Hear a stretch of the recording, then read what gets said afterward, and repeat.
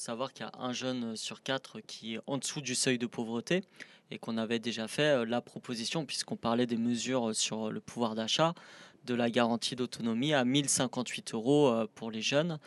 Et forcément, ce qu'on a constaté, ce que montrent beaucoup d'études, c'est que tout le monde est précarisé par rapport au logement. Quand je dis tout le monde, c'est-à-dire une immense part de la population, mais particulièrement les jeunes pour plusieurs raisons. Un, ils n'ont pas de revenus avant 25 ans liés au RSA notamment. Selon certaines études, il y a un étudiant sur deux qui ne mange pas à sa faim parce qu'il est contraint de payer d'autres charges, dont le logement. Et une autre étude illustre que c'est 60% de la part du budget des étudiants qui part dans le loyer et les charges liées au logement. Donc pour toutes ces raisons sur lesquelles on pourrait revenir un peu plus en détail, nous on fait trois propositions.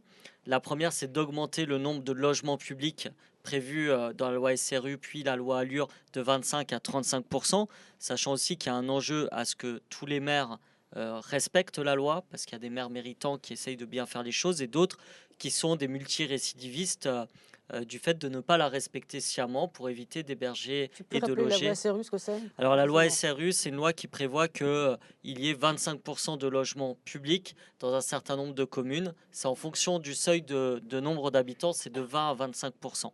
Donc je rassure tout le monde, par exemple une commune qui aurait 7% de logements publics mais dont le maire serait volontariste, il a des objectifs, on va dire, annuels à remplir. On ne lui demande pas d'arriver de 7 à 25 comme ça en 2 ans, ça se fait progressivement.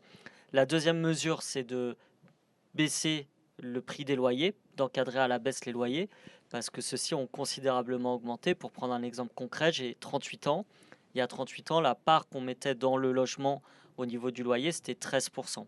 Aujourd'hui, en moyenne, c'est 30%, voire jusqu'à 50% dans les zones tendues. Elles sont de plus en plus nombreuses, notamment avec l'apparition de phénomènes comme Airbnb, notamment qui trustent la spéculation locative et qui en plus restreignent l'offre locative pour les étudiants, notamment sur les T1, les studios, les T2, etc. Et la troisième proposition, et je m'arrête là, c'est de verser des APL à hauteur de 150 euros pour tous les moins de 25 ans, parce que c'est le premier échelon de bourse et que ça vient réparer la suppression des APL, vous vous Ouais. souvenez tous des 5 euros, et notamment leur mise, leur annualisation, pour faire rapide, qui a été défavorable en fait à beaucoup de personnes qui les touchaient.